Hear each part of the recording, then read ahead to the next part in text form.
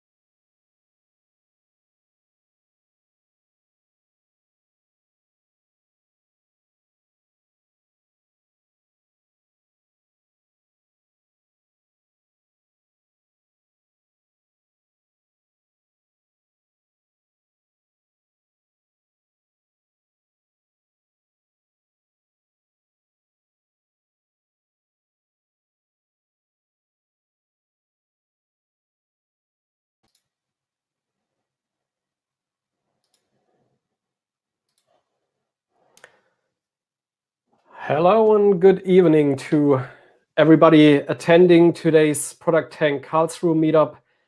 We currently have 53 viewers online, which is absolutely amazing. I think there will be some more.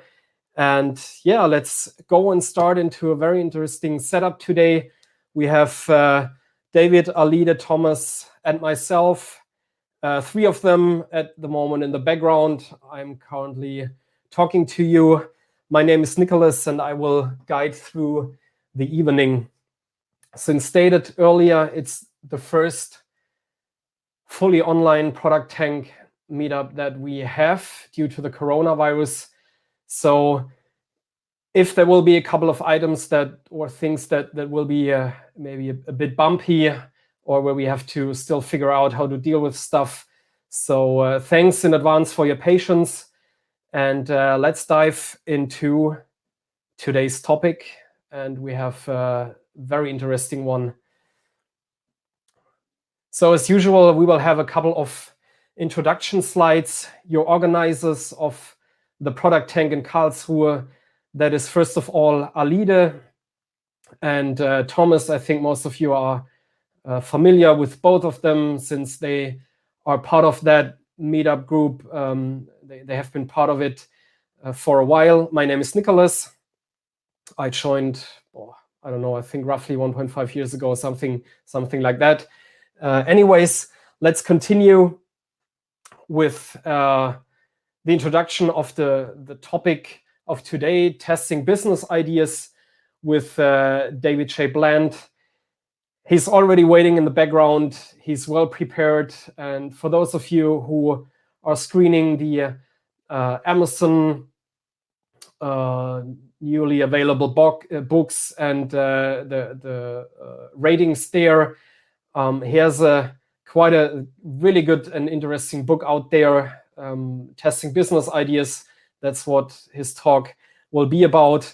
So yeah, let's walk through the introduction slides, and then I will hand over to him, and he will guide us through today's topic.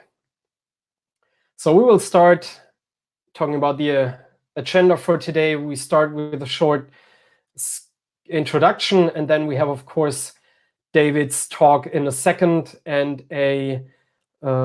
quite a good Q&A session at the end. And I will share the Mentimeter ID in a second, and we'll keep you also posted there so that you can raise and vote for questions, and we will talk about them later on.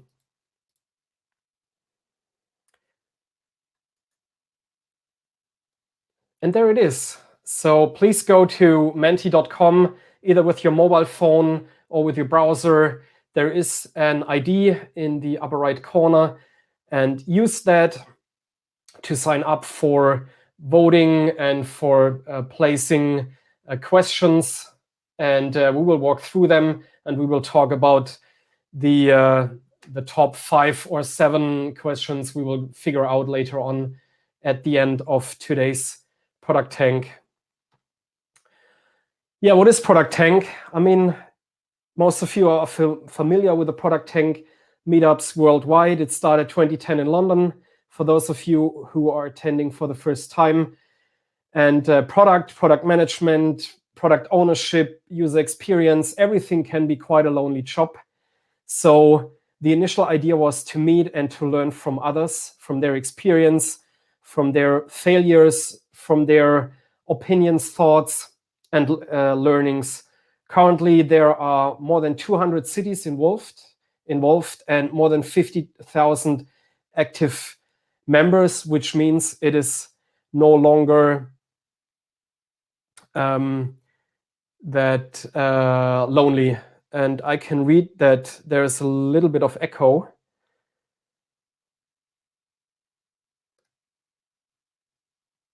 So I muted David. Maybe it is better now. We will figure out.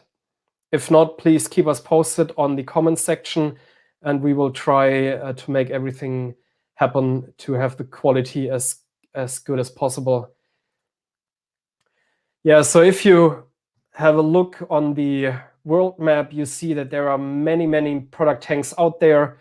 We are part of that movement, and we are amongst the first ones that make use of new tooling, new online events, and 69 members are currently already part of that, and we are really happy about that.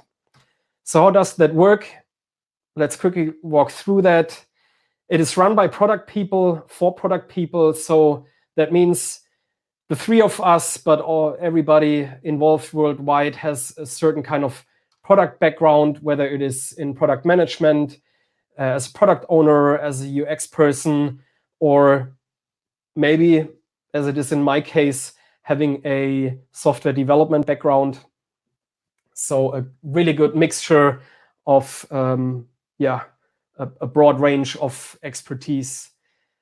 Yeah, we usually run one meetup a month. We try to, but more on that in a second, because we have 2 things more to announce. It is not a sales pitch. It is 100% focused on sharing, learning, networking, and of course having fun. And this time, not in person, but online, new experience. Yeah, so if you move maybe to another city, or if you're joining us from another city, also a warm welcome from our side. There are meetups in Frankfurt, Stuttgart, Düsseldorf, Hamburg, quite a big community, Munich, Zurich, Linz, much more beyond that. If you want to find out about more, if you want to find out more of that and want to join the community, look up the Mind the Product Slack channel, or join us on mindtheproduct.com, or be part of the upcoming conferences, depending on, of course, how the coronavirus and everything around that will evolve, and may or may not be around in June and beyond that. So let's look a bit ahead. Next Product Tank, already scheduled, April 21st, 6 p.m., another online event, this time with Tanya Lau, the founder of Product Academy, well known also on LinkedIn already, a lot of interesting posts there, together with Philipp Krehl. He is a senior PM at Zalando, and the topic will be responsive listening for product people, an interactive online session in brackets. So quite an interesting topic for product people to really sit there, listen, and instead of talking maybe too much. So let's walk on. World Product Day, second event already scheduled for Wednesday, 27th of May, where I would guess still online again. We will see. In that case, we have another person joining. We will announce that in a couple of days ahead, but the topic is already set, speaker as well, but we want to make it a bit more exciting.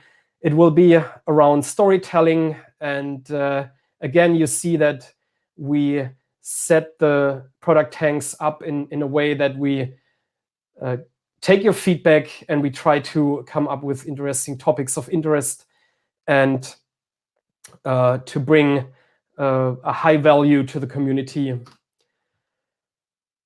MTB Engage in Hamburg already scheduled. We still have to find out how it will be regarding Corona, but check out mindtheproduct.com or look up MTB Engage Hamburg and find out about quite interesting speakers and the whole setup there. Last slide before David will start. We will move from meetup.com to mindtheproduct.com with everything. I think you've already realized this time that we send out the announcements and setting up the events on 2 platforms. Meetup is currently playing around with registration fees for either the attendees or the host. And we still have the goal to have the Product Tank meetups be fully free so that everybody can join and be part of it. So Mind the Product is currently working on a platform in the background, or working on a lot of features. A basic set is already there and it will evolve. So head over to mindtheproduct.com, click on Product Tank, look up for Karlsruhe, sign up and join us there to really get the details on the next meetups. Last slide. Happy to announce David and make the stage free for him. So we'll unmute him, and whenever you are ready, you just give me a sign and I will share your screen for us. Yeah, no, thanks for having me. This is amazing. I'm so excited you all are bringing it online, even, in these trying times, to get, people involved and feel this sense of community. So I think it's amazing that you're all doing this. Can you hear me okay, Nicholas? Yeah, good. So I'm going to go ahead and share my screen and basically give you a little bit of information behind the scenes of how Alex and I wrote the new book, and then talk about a lot of the concepts in the book, similar things that I spoke about in at Mind the Product in actually San Francisco. So that's how I started to get to know the community, and I feel like I found my tribe. So I'm just a huge fan of Mind the Product and Product Tank in general. So so basically, I'm not going to go a lot about myself. I kind of grew up in startups. So the first company I joined, we thought we were B2C and we ended up being B2B. So it was a big learning experience for me. It's funny, we didn't use the word pivot back then, because it hadn't really been coined yet. And a lot of the things I had built, I realized it didn't matter what we built if people didn't want it. And so I think that kind of put me on my path with regards to using evidence to inform your vision, or at least test your vision against reality. Since then, I bounced around a couple of other startups that persevered no matter what and didn't end so well. And then made the switch to advising. And that's what I've been doing for almost 10 years now. So I work with startups and some accelerators here in Silicon Valley. And I also work with kind of corporations all around the world. So everything I'm going to talk about is basically stuff I've seen or pretty much done in my career. And then I want to give you kind of a behind the scenes of the new book. So this was launched back in November. We basically put together 44 experiments that we'd seen with teams. And so just give you kind of behind the scenes of what that means, how we came up with the book and all of that.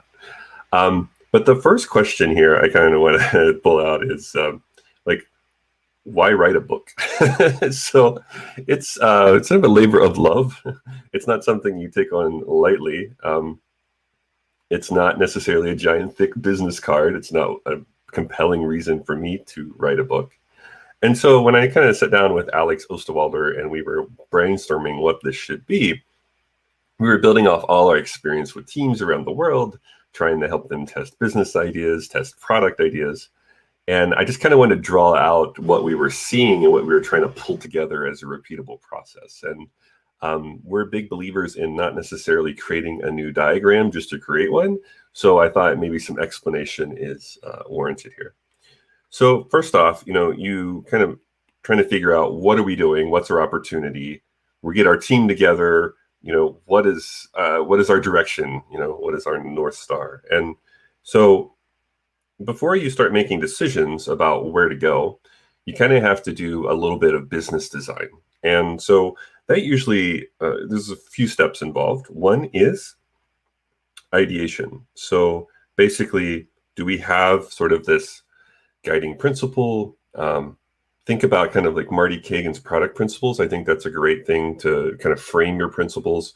Where are we playing? The How to Play is another great book that kind of dives into this about what's our playground. How do we define where we're going to play? And I think for innovation labs especially, you need to have some level of boundaries. Otherwise, you end up creating something that isn't funded by the corporation, and therefore your innovation lab gets shut down. So basically, like going through the ideation process in a structured way. And then can we create some sort of prototype? You can create canvases, you can create whatever tools you use, but basically, can we prototype out some of the business ideas? And I think this is maybe where we jump ahead a little too much in the community, where we always start with the jobs, pains, and gains of the customer. And I love the jobs, pains, and gains framing, and I love jobs to be done. But I do think there's this element of what's a high value job. So for example, when you are basically doing this, when you're looking for jobs, also look for a job with regards to your, like basically the job of the customer and the job of the business. Okay. And then how do we assess those? Okay.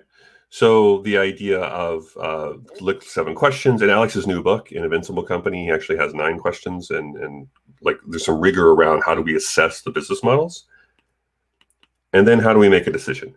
And so that's kind of like the left loop with regards to business design.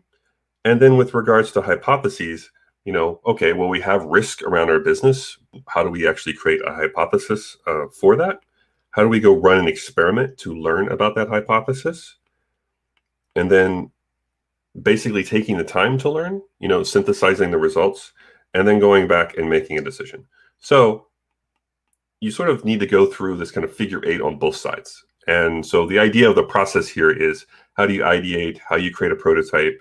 How do you assess your business opportunity? But then on the other side, how do we create hypotheses? How do we actually experiment? And then how do we learn and kind of go through that loop as fast as possible? So I love this quote for kind of coming back to this jobs to be done for the book and just, life in general. People don't want a 1/4-inch drill, right? They want a 1/4-inch hole. So this idea of jobs to be done is very much on with regards to, hey, I want to get a hole. The drill's interesting, but I think we make the mistake as product people sometimes being very passionate about our drills. And that's not exactly what we need to focus on. You need to speak in the language of the outcome, right? So moving kind of outputs to outcome. And so it really comes back to, it's not the right question of kind of why write a book. It's more about, for what job does this book solve? Okay. So if you're going to do something like this and put this out into the world, same with a product, there has to be a job that you're trying to solve. So basically, you can think of this as almost like a job story. So for example, when I have a business idea, I want to be able to rapidly test it so that I don't build something that nobody wants. And that's kind of the guiding job story behind my work in general. When I'm going into a team, basically, I'm trying to help them anchor on something that is an opportunity for the business and is also an opportunity for the customer. And so you kind of want that Venn diagram, that overlap there. And it's the same thing if you create something like a book, right? It's, hey, I need to create something that solves for a job. And therefore, it's going to help you define where your book starts and stops. Also, how your product starts and stops. It's a very similar concept. So, a lot of product principles applied to, book design can also be applied, obviously, to product. So, not trying to recreate a lot of great content, is more of bringing it together and putting an actionable spin on it, right? So I love this framing of, design thinking with regards to desirable, viable, and feasible. And it's really interesting when you start pulling that thread on design thinking. I first thought, oh, well, obviously IDEO came up with this, but then you trace IDEO's work back and you find Larry Keeley's, Keeley triangle, which was written about by Alan Cooper, and was also on the D School website, Stanford D School. And then you kind of look back from that, and then, Keeley was at the Institute of Design. And so I prefer this framing, and I know this is not a new framing to product tank folks and mind to product people. You've seen this diagram before as well. I like this much better than the the diagram of follow these steps and you're going to do design thinking. I like staying at the principle level, and basically there are kind of questions that jump up. And with desirability, the question is usually, do they? And so do they is in the customer. Is there a fit for a job or some kind of game they're looking for, fit in the market? So you think of desirability risk is around that question of do they? It's this overall assumption you have. With regards to viability, it's usually a question of should we? And granted, you should have a moral compass when you're creating products. Also, with regards to, is the financial opportunity enticing? Can you create more revenue than you have cost? Can you make this sustainable? I think sometimes we jump ahead, and we're guilty of this in Silicon Valley too, where we say, "Oh, just figure out the business model later." I think to an extent, later is now, and we're seeing some of these companies where, especially in the gig economy, where we took this stance of just figure it out later, and now they're not sustainable, right? So I am a little worried about viability just overall with startups and these kind of scale ups that are coming out of Silicon Valley right now, in that we've kind of propped them up artificially with VC funding and made them seem viable. But in reality, they never were because the business model didn't work. In corporations, this happens to an extent. It's not VC money, right? But it's funded internally from whatever project code you're using. You have to be careful of it somewhat in corporations too, because you could keep funding something that maybe isn't viable and trying to prop it up. So I do think we need to take the business model conversation much, much earlier upstream and have a conversation about, is this a viable thing to pursue? And then the question where we almost spend all of our time is, can we? And so that's a lot of feasibility. Now, I think the mistake people make here, and it's the one thing where I disagree with IDEO's framing of these three principles, is the can we question isn't just technical feasibility. It's also things like infrastructure, regulations, laws you might run up against. When I work with, hospitals, for example, they might come up with some amazing tech, but if it violates HIPAA compliance or other regulations, it'll never get approved. And so it'll be desirable. Nurses want it. It'll be viable in that there's funding to pay for it and there's a business model around it, but it's not feasible, even though it technically works. And it's, from a technical point of view, the technology works, but it violates some kind of rule or regulation that prevents it from going forward. And so when you start thinking about these themes, you can probably think of people that can help you answer these questions. Now, one of the things I get time and time again is, well, where does product fit into this conversation? And it's interesting. I see products fitting in quite often here. at the kind of should we question, but I also see products sometimes appear with regards to product design and user research. So I feel like we have to be careful, and even when I draw this, I have to be careful not to sort of put product in a box and say, well, product only answers this kind of question. Because in my world, I see product folks, especially from product design, who get research, who might even get analytics as well. And so I think we have to be careful of how we define product management. And so, and if you're a technical product manager, you would even kind of be over here. Now you have to be careful. You don't want to fill every hat and be a unicorn and say, I know the answers to all this. But I just think most of the time I see product, we run desirability and viability. So my challenge to all of you is when you take this kind of thinking to your teams, have folks that can answer all three of these kinds of questions when you're going through your assumptions. So to make this kind of in a more real way, basically using the business model canvas that my co-author Alex Osterwalder created, we started layering in this thinking. So we said, okay, can we take desirability, viability, and feasibility and start kind of layering this in a way where people start understanding the risk? Because when you fill this out for the first time, especially if it's a new idea, there's a lot of assumptions you're baking into your canvas. And I think we have to be careful that it's not a one-time event where we sketch it out and then we say, okay, that's good, let's go execute. And when I sketch it out, I typically follow a flow 90% of the time where we say, okay, what's your value proposition? Who's your customer? What are the channels? And what's the nature of your relationship with them? Now, if you think about this, that's all desirability risk. So this fit between your value proposition and your customer, this is, if you get this wrong, it almost doesn't matter what you do from viability and feasibility point of view. If you get these wrong, you may not be able to recover. If people don't understand your offering, your value proposition, or if you have the wrong segment. I know we like to throw around the term pivot, right? And I think back to my first startup I joined, we had enough funding for maybe one pivot. We went from consumers to investment bankers, okay? And that's when we took off and we were successful. It's hindsight 2020, but if I play this forward and I say, okay, what if the investment banker segment hadn't worked out for us? What would we have done? I honestly think we would have shut down the startup because we would have been out of money by then. I don't think we had enough runway for another pivot. So just be mindful of that. I think we throw that term around, but in reality, you don't have many swings with regards to pivoting that way. And if you're a startup, it's quite difficult to do it more than once. If you're a corporation, you might have a longer runway because of just the resources available to you, but just be mindful. So, but my point here is that this is all desirability risk. Now, usually from there, I move down into revenue. And then I start thinking about, okay, so what are our revenue streams? Is this a business or a hobby? Obviously, you want it to be a business.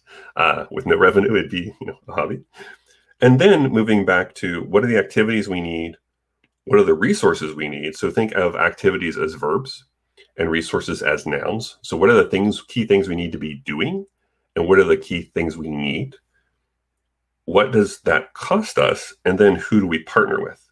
Now, I think the mistake people make is they just go left to right and they start with key partners. Key partners is usually the last thing I talk about. Okay. So when you think about this, it's how do we deliver our value to our customer? How do we build relationships with them, which is more bi-directional? How do we generate money, right? Revenue. And then on the backside, our activities and resources, we can pull our costs from there. And then if we partner with somebody, there's a good chance they should bring an activity or a resource to help us create our value proposition. So when you think about it, and I had the pleasure of spending a week in Switzerland with Alex on the thinking behind the canvas, it's very much rooted in systems thinking. And I think that gets lost because people look at a series of boxes and they say, well, I checked the box and we're going to be fine. And that's usually not the case. The reason you would ever fill one of these out is to look at the relationships between each thing and understand, do we have a functioning model? And when I teach this, at accelerators and when I go into corporations, most people have seen this tool, but I don't think they know how things relate, and I don't think they know how to frame their risk. And when you think about risk this way, your desirability risk is your value prop, your customer, channels, relationships. Your viability risk is a lot of the bottom, so your cost and your revenue. And your feasibility risk is backstage with your activities, resources, and partners. So it's one way to start making sense of it once you fill it out and you understand the relationships, is what kind of risk do you have? So if you think about the overall structure of how you could sort of use this to basically find your risk, write them down. I use 3 colors. I usually use orange for desirability, and green for viability, and blue for feasibility. If you're doing this in a room with your team, sticky notes is good enough. Now that we're all virtual, using whiteboard online tools will certainly come into play there. And then basically I have a 2x2. So I had the pleasure of working with Jeff Gothelf and Josh Seiden when I was at Neo. They wrote Lean UX and Sensor Respond, and Jeff has another book coming out called Forever Employable.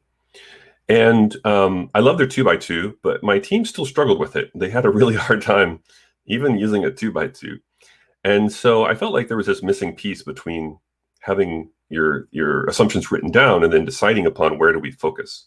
And so basically I pulled from design thinking and said, okay, well, what if we theme our assumptions as desirable, viable, and feasible?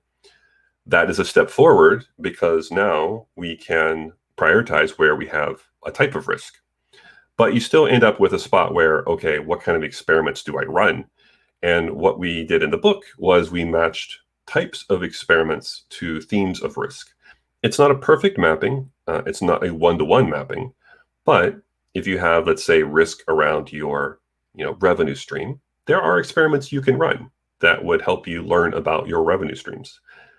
Sometimes there are risks that, or experiments that could apply to all 3 themes of risk. If you develop an MVP, there's a good chance that, with a minimum viable product, let's say you're doing something like a concierge, which is basically a white glove service, you might test all 3 because you might charge for it. You are interacting with the customer. And then on the backstage, you're kind of, from a feasibility point of view, figuring out how to deliver it, right? So the flow is sort of going from your canvas, sketching out your risk, mapping it out in a 2x2. This has also been pulled in kind of the design sprint canon, so to speak. So if you go to Google's design sprint kit, you'll notice this 2x2 is in there.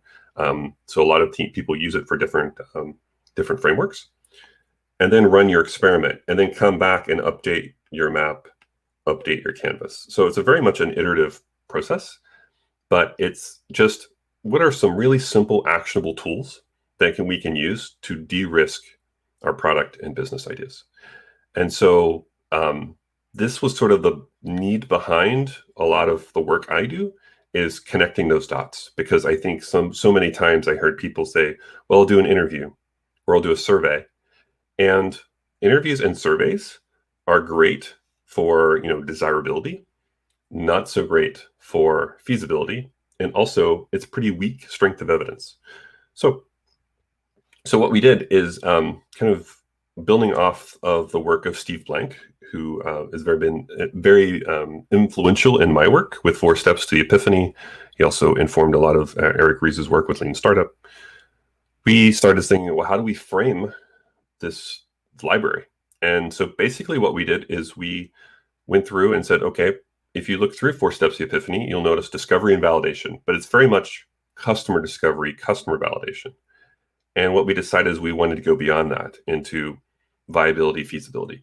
So basically we cataloged all the experiments from discovery experiments. And you'll notice here on this graph, it might be hard to see with the text, but going from how long does it take to run, how costly is it, right? But also what themes does it entail? So for example, DFV is desirability, feasibility, viability. And then the same thing with validation experiments, which have a higher strength of evidence, but usually cost a little more and take a little longer. So if you're doing something like a crowdfunding, like way over here on the right, you'll notice with crowdfunding, if any of you've ever done crowdfunding, I think there's this misnomer that it's really cheap and it doesn't take very long. Maybe in respect to building the whole product and launching it, it doesn't take very long.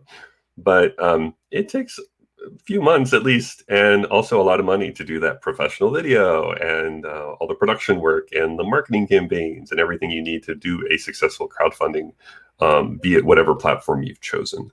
So I do think that's also something people maybe misunderstand, but also it yields very strong evidence, with regards to viability and desirability. Interesting enough, though, it doesn't do a lot on feasibility, because people will say, yes, I'll pay for this, and yes, I want this, and they'll share it with their friends.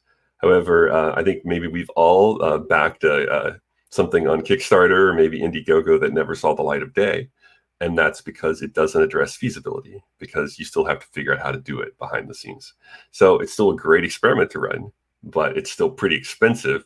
And then you still have to go after feasibility. So I just thought I'd walk through a few with you all. One is here, online ad. And I just wanted to show you how we're mashing this up with Steve Blank's work. So for example, I love this idea of, and I use this in my teams all the time, of, hey, we got to look for teams that have, or people that have a problem, are aware, and then they're actively seeking a solution to that problem. And then when you think about your early adopter, you're often thinking about the top, somebody who's already seeking a solution. But with an ad, if you take that down level and say, okay, well, that's great from a conceptual point of view, but what does that mean for an action? You think through it and you say, okay, well, we think our customers are aware of the problem, right? And they have it. And so we're just going to push ads to them, targeted ads. I have to say, depending on your idea, this could fail spectacularly. So, for example, I was working with a team who we were targeting people that had sort of like a physical pain, and we just tried to push ads to them. And when they came to our landing page, our conversion was, it was something like 1% to 2% for a conversion. But we almost gave up. And then when we said, if I was, and you probably shouldn't do this, but if you have a physical pain, where do you go? You probably go to Google and type it in. And we thought, what would people, if they're actively seeking a solution, what would they type into Google? And we realized there was quite a bit of volume, search volume on the topic that we were searching, that we were aiming to solve for. And we just ran the same ad, same landing page, didn't change anything.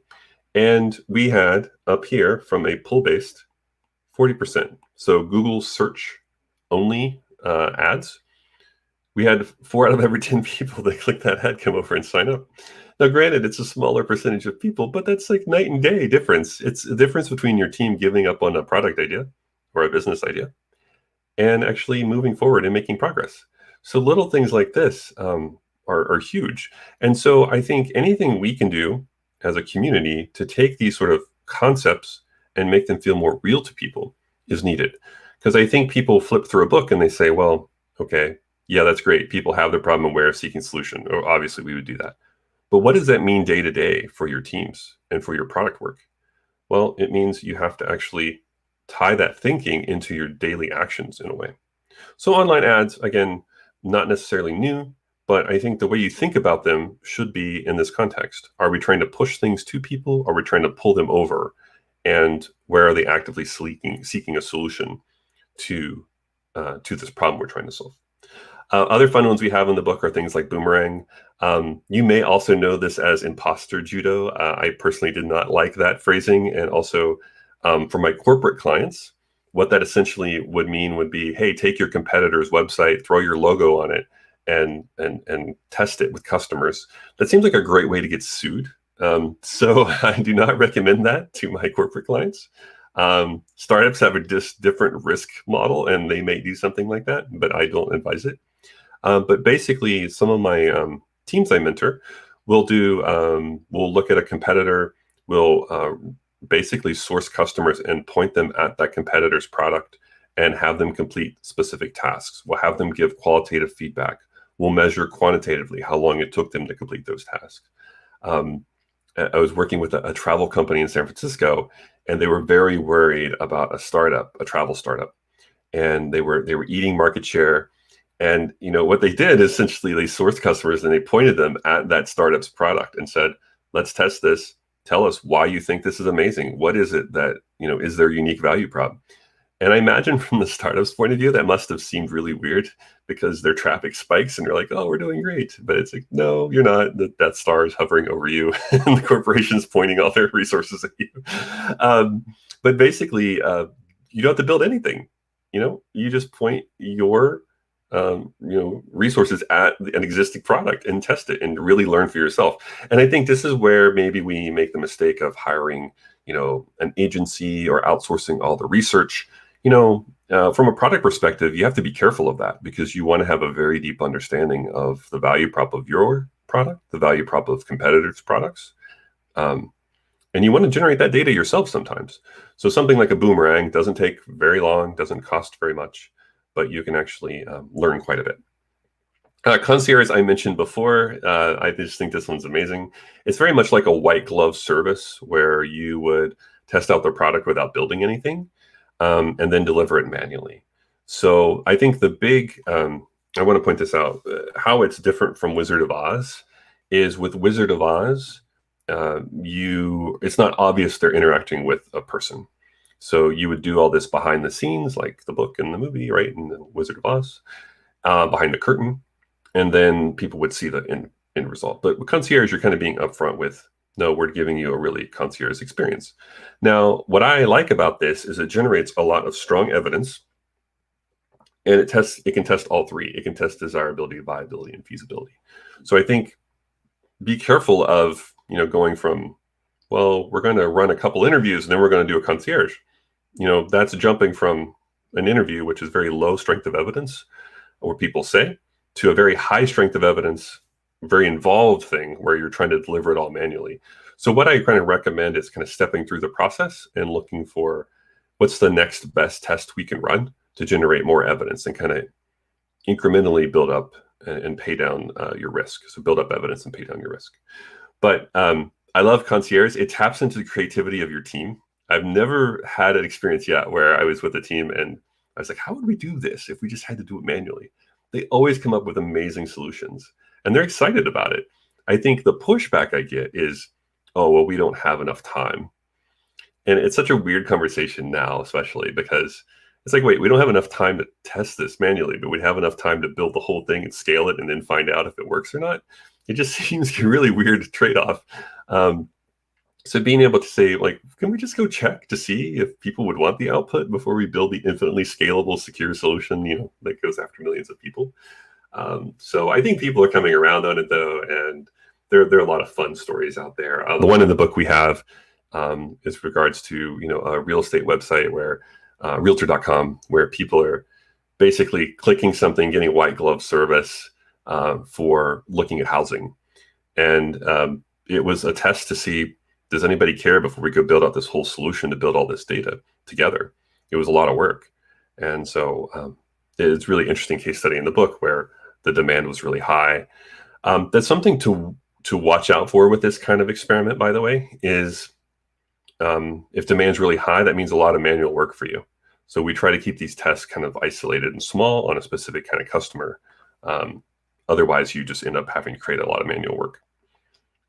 So I want to talk about a really other quick case study from Topology. It's a startup here in San Francisco where basically they scan your face and they make glasses custom fit for your face.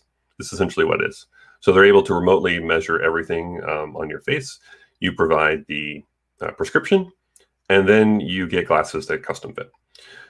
So it's interesting. Early on, they ran a bunch of pop-up stores. Now, basically, a pop-up store is just a temporary retail location. And the way they did this was they rented out some space in San Francisco and they intercepted customers on the street. But they kind of, started off with a hypothesis. They said, we don't know that people actually know that they have the problem, right? And they would actually want a high-tech solution.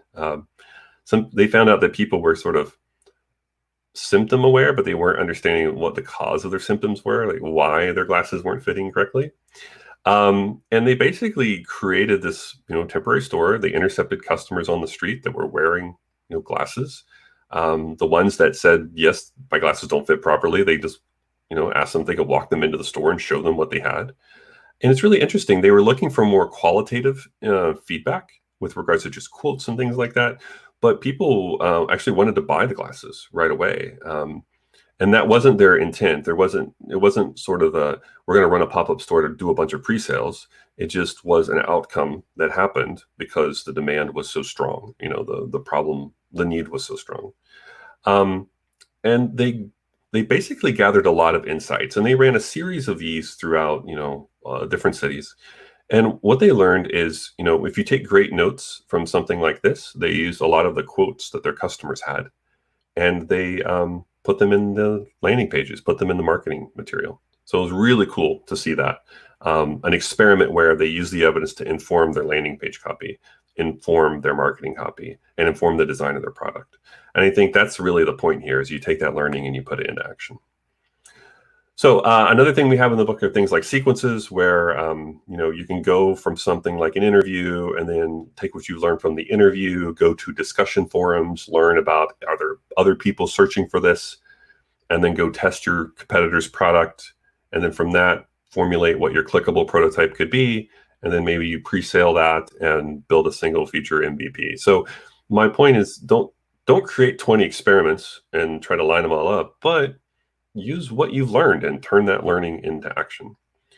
So in the book, we also have things like ceremonies I recommend when we go through with regards to teams, things like planning and stand-up. And some of these will look very similar to you all just because you're probably already steeped in iterative product development. But the one I'd want to point out to this crowd would be something like this decision meeting. For example, tie your initiatives to funding so that when you go in, basically you're saying, hey, we should pivot, persevere, kill this based on what we've learned, and then get funding or not.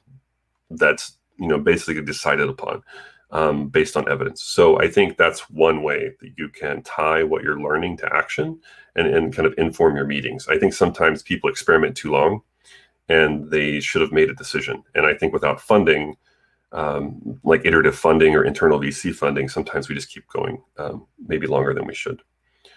So I'll just go really quickly. So basically, we can't write a book without about testing without testing it. It's kind of a big deal. So we kind of use our own process. We basically said, hey, there are 3 personas: innovators, entrepreneurs, and solopreneurs. We made value prop canvases for each. This is hard, by the way. I kind of just wanted to write the book. And I see from a product perspective, we fall into this. We say, we just kind of want to build the product. I don't want to go through this process. Like, I don't know what their jobs and pains and gains are and all that. But it was a good process. I won't go through all of these, but things like, jobs for, like mapping out ideas and risk and data came up time and time again for corporate folks. This idea of damaging the brand kept coming up of, oh my gosh, how do I do this without killing my own company's brand that might be 100 years old or over 100 years old.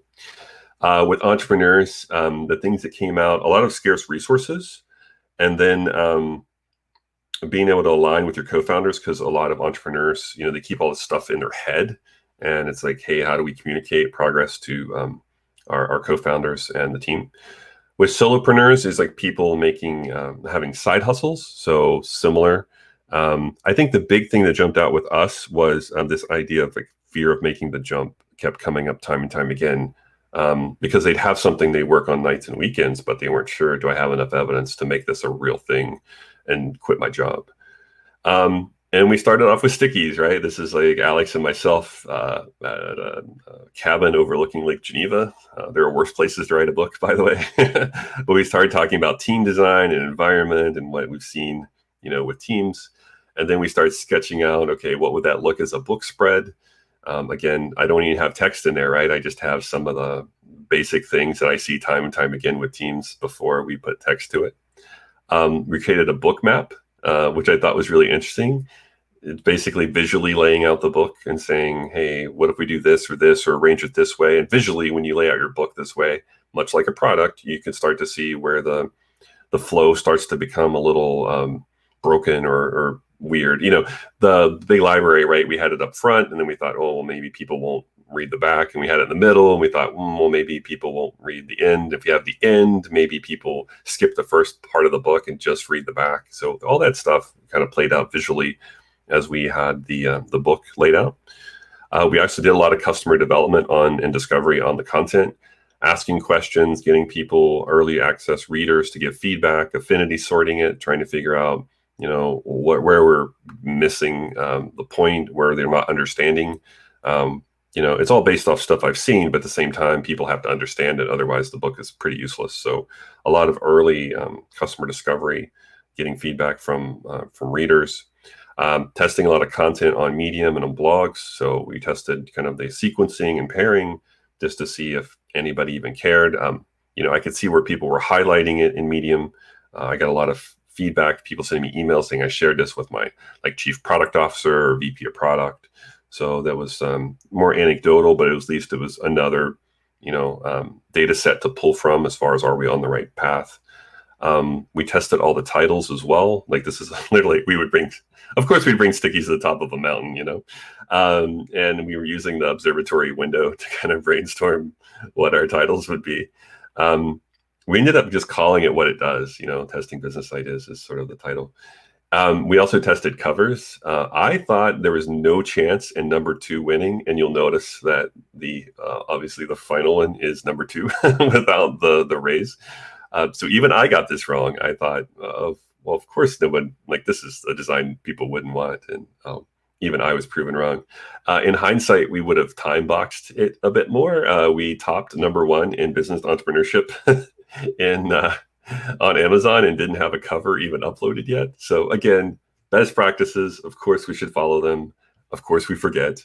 So in hindsight, I probably would have time boxed our testing, the cover a little better, and so that we would not have accidentally topped Amazon without having a cover. So, learning from our mistakes.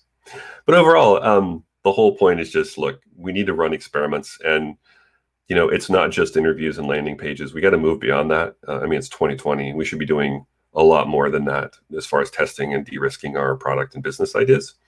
And as product managers, being able to influence the business. This was my kind of takeaway from Mind the Product in San Francisco, which was, look, you do have a lot of influence over the business, and they're a system. It's a system.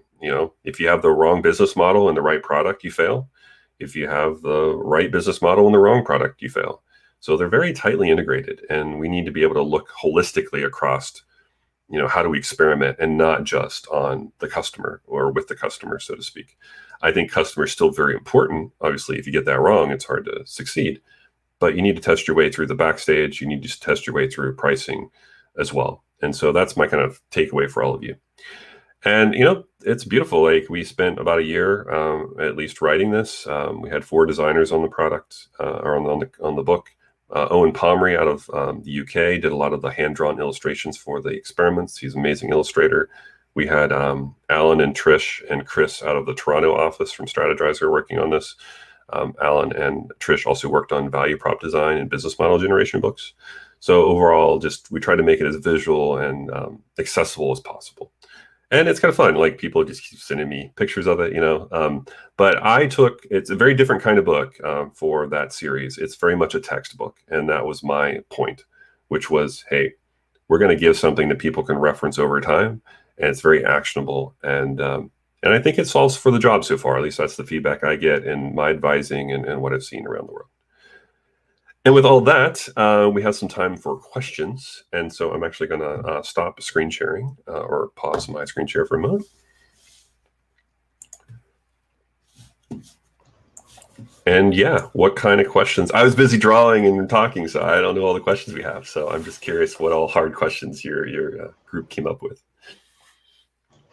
I think they seem to be pouring in now. There was a bit of a slow start as people were listening in. Thanks for that. That was awesome. Really, really insightful.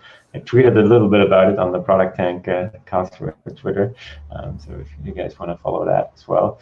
Oh yeah, Nicholas is already pulling it in. So let's take them from the top, but also we just reiterate, if you want to go to the menti.com, use the code and add some more please. I think currently we have 5, and some of them are a bit similar. So please feel free to add more. The link is also in the YouTube comments. But let's start with that one, and maybe we can combine it because I saw another one. So I'm just going to present this question. So the question here is basically related to what the times we're in right now with the pandemic going on, and related to the question around then early stage startups. So there's one here that is about finding investment, and then there's another one about testing assumptions in this environment. So maybe we can sort of combine those together and talk a little bit about what do you think from your perspective? What do you see? What do you hear? Yeah, it's I think well, for startups, the finding funding might be tough short term, and I think what I'm seeing, what actually could benefit here is what you could benefit from is if you use these methods to bootstrap and find traction and find paying customers, you can sustain enough that then you raise money when you need to scale. So I'm just curious with regards to your startup ideas. Are you taking into account, can I survive long enough that when this changes and capital becomes more freely available, can I raise when I need to scale? And I would probably give that advice regardless of a pandemic or not. I spent a lot of time in the middle of the United States, last couple of years. I'm based outside here in the Bay Area, but I kind of grew up in rural America, and I'm connected to it. And I'm noticing a lot of companies already doing this, where they're essentially trying to find customers, make it as long as they can without having to raise money, and then raising when they need to scale because they don't have the capital to scale their company. And they end up owning more of their company that way. I think when you're pre-product market fit and you raise a bunch of money, some weird behaviors can come out of that, and you give away a lot of your company. So the other thing I would look for is all these corporations are now suddenly remote. And a lot of these tools that we've sort of gotten by with because they're terrible, but we could always go walk to somebody and ask them how to figure it out or have somebody show us. That's not the case now. I mean, you're doing a video chat and trying to figure out how to use really broken software or a user experience that feels very broken. So I do think a lot of corporations are going to be finally coming around to the fact that we need usable services and software now to run our companies, and they're digital whether they want to be or not now. So I think it's not as sexy, but there's a huge B2B market opportunity, I think, right now, where you could help solve real problems with companies that before were relying on this broken, convoluted software. There's all this stuff cobbled together, and they just kind of limp through it. That people, like, doing it remotely is almost impossible, and people are stuck. I think of procurement systems, for one. It's like they really need to come around. So 2 points of advice there. One, obviously try to sustain on your own as long as you can and then raise. And 2, look at all these broken pieces of software that people are forced to use and they hate using them, and go after those opportunities now of, is there something that's more almost like a B2C experience for B2B? And I think that's going to become a really big investment opportunity over the next however long this lasts, because I think companies are forced to be distributed now. Thanks. Yeah, that was very insightful. Thank you. So I'll just, Nicholas will do the next one. I'll just put this one because I actually wrote it. Because that's the situation that I am. So I see that a lot of this is coming from thinking of the startups and incubators, and you already put out the personas that it is targeted at, which is not your typical product manager, but more of like the early stage type of thing. So I was just curious, from your experience, are there parts of the process that work particularly well also in a sort of regular product setting, where when you look into existing products, can you apply the same things to a feature? Are there parts that you keep, parts that you leave out, and are there experiments that you would advise against or for if it's not looking at the whole product, so to say? Yeah, some of the experiments we have in the book are things like feature stubs, for example, work really well on existing products where you're trying to get to the job behind the feature. And you have to be careful. I drew this diagram a few years ago that went kind of crazy, but it was like, ask your customers what's missing, go build that thing, and then they still don't use it, and you just keep going around that circle. I called it the product death cycle. But I think it became very popular because people feel that, especially if you're working on an existing product and you have that customer comes, hey, if you just add this, I'll use it. And then you add it and they still don't use it.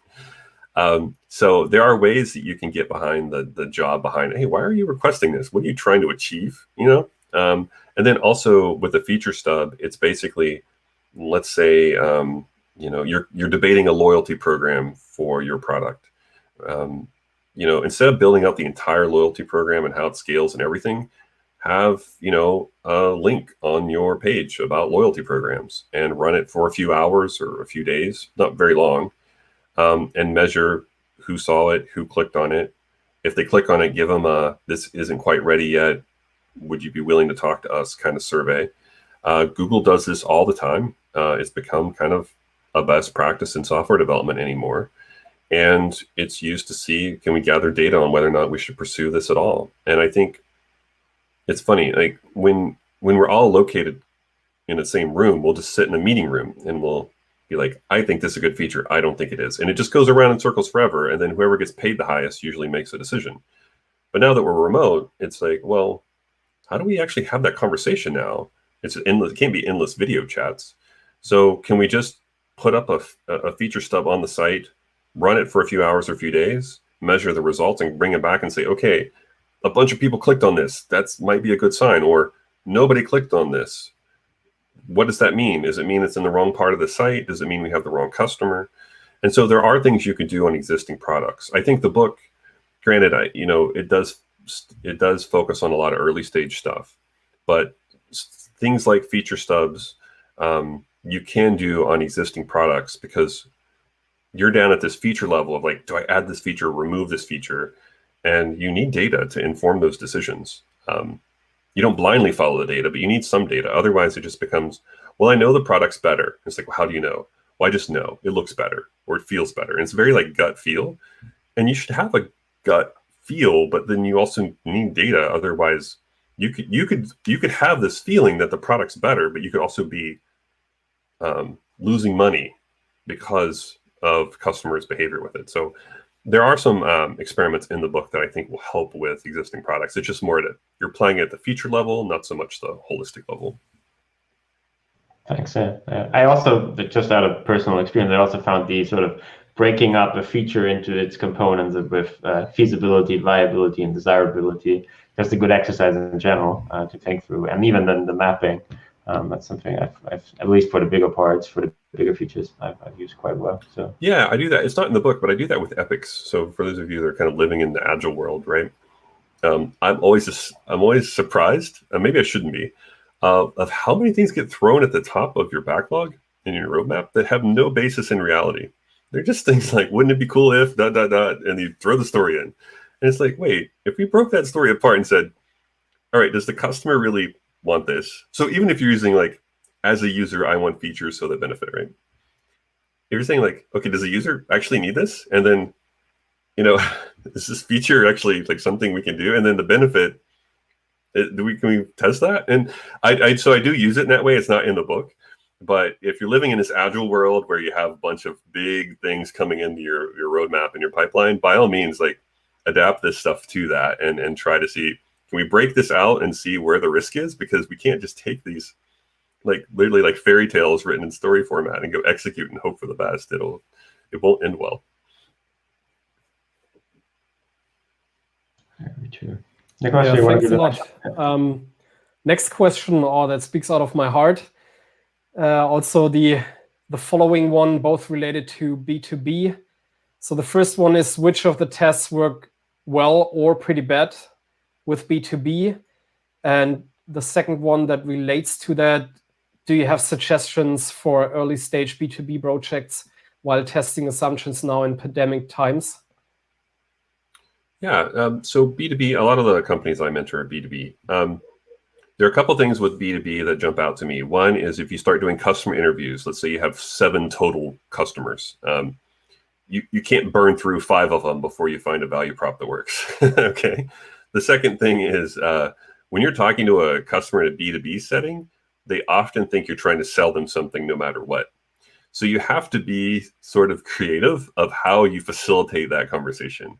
So some of the exercises in the book, like that I pulled for innovation games from Luke Homan, who are referenced in the book, like buy a feature, product box, speedboat, some of these exercises, you need to get away from just talking to your B2B customers with a pitch deck or a demo deck of what you're building. It always goes to all right, you're trying to sell me something, okay? Where you might be further upstream. So anything you can do to invite your customers in and facilitate something together with them, or do it virtually now, obviously. Can you facilitate something like, like a buy a feature, right? Of here are the features we think we're adding. Like here's some basically fake play money. Here's what the features cost. How would you place your money, right? What would you prioritize? What would you fund? What would you not fund?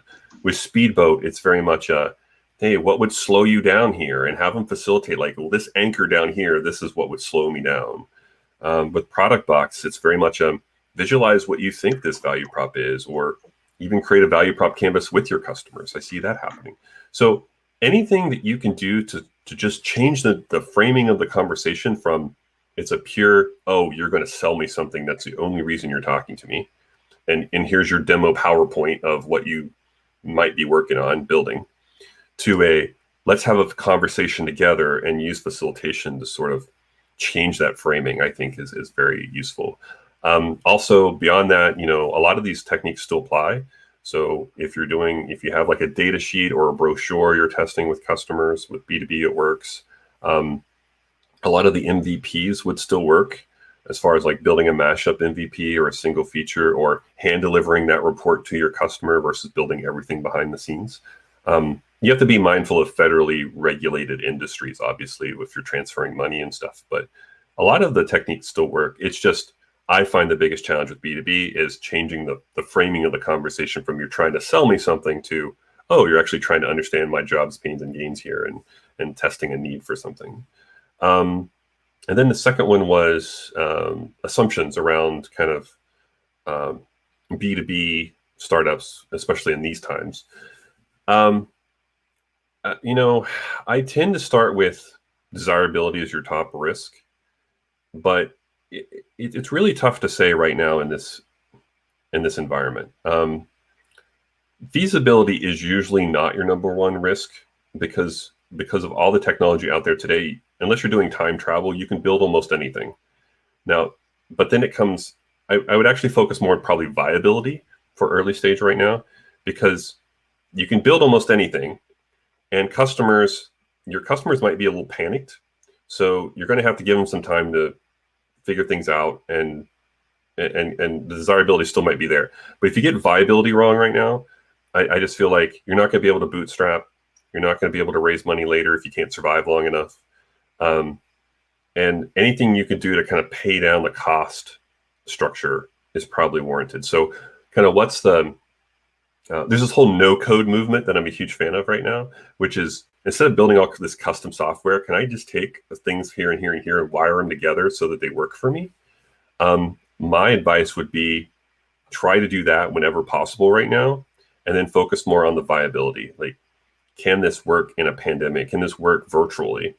Because I think with desirability, it's going to be really tough to get short-term signals of strong signals, because people are working from home. But let's face it, working from home doesn't usually feel like this.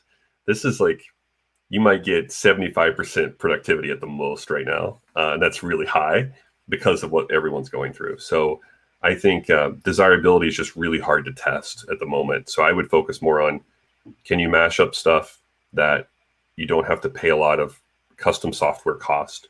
And can you find a business model that might kind of balance out, and then slowly work your way through desirability? But they're interesting times. I don't know. It's just my opinion of how I'd approach it.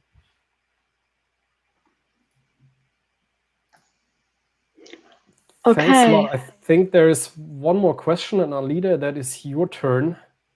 Thanks a lot. What was the most creative experiment to test the business idea that you witnessed so far? Any crazy, funny experiment that you can share?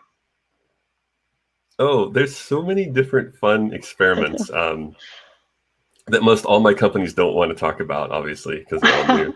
But there's one that I love. The previous company I was at, Neo, we were acquired by Pivotal. Again, that's where I met Jeff. Well, I had met Jeff and Josh earlier, but I was able to work with them and Gift Constable and Lex Roman. It was an amazing group of people. And the New York office did something I thought was fascinating, which was they were testing out a dating app.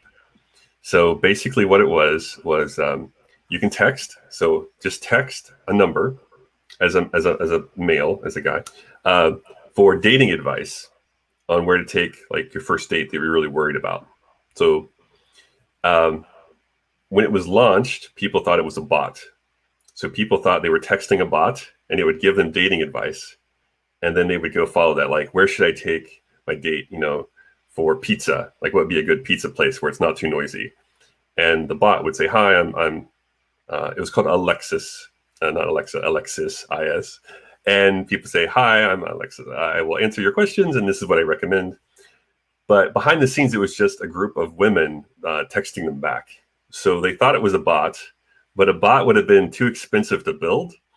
And the team was testing out, does anybody care before we build a bot? And so they just had women, they recruited some women off Craigslist and places.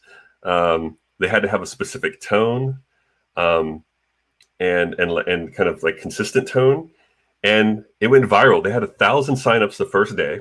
It went viral in Hacker News. Viral in we should probably start using that term. But anyway, they had to shut down the signups to be more a waiting list because they had too many people in.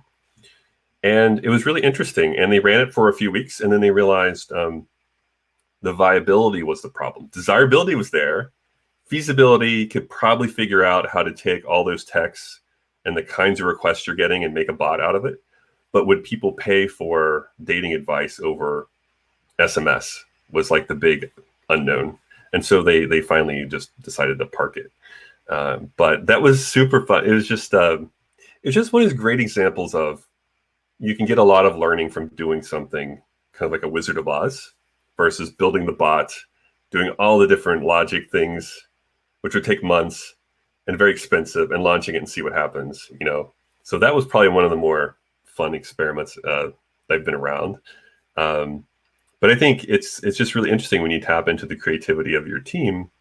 They come up with stuff like that versus let's build out everything and then scale it and see what happens. You could just have, a group of women texting guys that are clueless on dates back. So that was probably one of the more fun ones I've seen. I like that it went viral on Hacker News. There's a bit of irony there. Quite funny. Totally agree. One last question. What is the main difference in the methods you should use when starting a B2C versus a B2B startup? Yeah, so the taxonomy in the book is very much on strength of evidence, setup time, runtime, cost, and what theme, desirable, viable, feasible. I debated a lot about putting B2C versus B2B as another layer, and I thought it would just get too confusing for people. So I try not to frame it that way. I know that may be a little controversial, but I try not to frame it as B2C versus B2B because I do see so much overlap in both anymore. So I try to frame it instead of where am I in this process? Have I talked to my customers at all? Okay. Have I generated any evidence? And then what's that next thing I can choose to generate better evidence? So for example, if you've already talked to customers, then maybe it's, taking that and doing some kind of, something that takes the language and what you've learned there into like a clickable prototype, something to test with customers.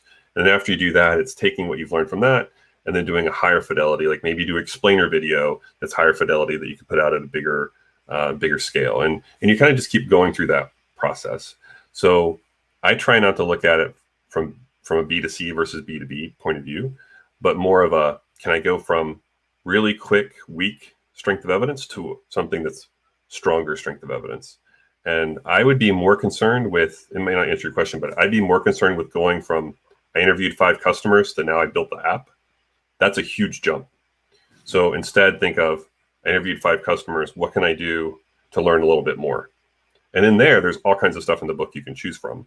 But I personally, my personal preference is to do that process and build up evidence over time before you build the app or, the MVP that was much further down the road. So yeah, and I'm happy. I mean, you can share my contact info and people will get the slides after this as well. Y'all can follow up with me as well in email if you have any other questions. So can we get through one last question maybe? Sure. And Thomas texted me on that, so I would kindly ask him to walk us through that, because I really love that question. Yeah, I think that's probably also one, if you're probably not so more. I see. I guess it's more for an incubator type of thing. But if you're in an environment, what is first, the business case definition or testing of an idea? Where do you start? So I think business case, I think that's the language that has me tripped up. So I try to frame it as business model and business plan. So if you talk to Alex, my co-author, he will say, burn your business plan, it's obsolete. I probably take a less controversial approach in that you have to understand your business model before you write your business plan. So when people ask for a business plan, if you don't understand the business model, then you are kind of just like creative fiction in Excel is basically what you're doing. So what I tend to do, and that I drew out earlier kind of in that like figure 8, which is I would first look at what's the business model, just sketch out high level, and then start the testing process of it. I think if you start with a customer's jobs, pains, gains, that's fine. I would just quickly move into what do we think the business model is for this, even if we just sketch it out. Because I think too often we spend way, in corporates too, a lot of time on are we solving a job for a customer? And then it's way late in the game when they say, oh, wait, how would this be a business? And it never, that's why a lot of innovation labs shut down, because they can't make money out of it. There's no opportunity from the business point of view. So I tend to bring that conversation up earlier, much, much earlier, of what's the overall business model we think could work here. And then business case, I kind of put in maybe in between model and plan, but I tend to model it out pretty early on and then start testing it. And a lot of the testing involves the customer, but I would just be careful of only focusing on the customer and neglecting the business side, because then when you try to make it a business, you might not be able to figure it out and might have to shut it down. And that's a very painful experience, because you feel like I'm actually solving a real problem, but I can't make it sustainable. And that's a frustrating spot to be in. That makes sense. Yeah. And just for me to understand, so when you talk about business model, it's more about like, are we in like a transaction game or an attention game, and what are the mechanics of it, basically? Yeah, and just at a high level, what are the relationships? What does it look like? And then you have to test it. I mean, and then eventually you'll get more evidence around it, and you can build a plan that you feel better about. But I think it's really hard to build a plan when you don't understand the model and how things relate. And I think that's where people get in trouble, because they build this plan and it looks spectacular and 5-year plan and spreadsheet and everything, but the underlying model is untested or flawed, and therefore the whole thing is obsolete.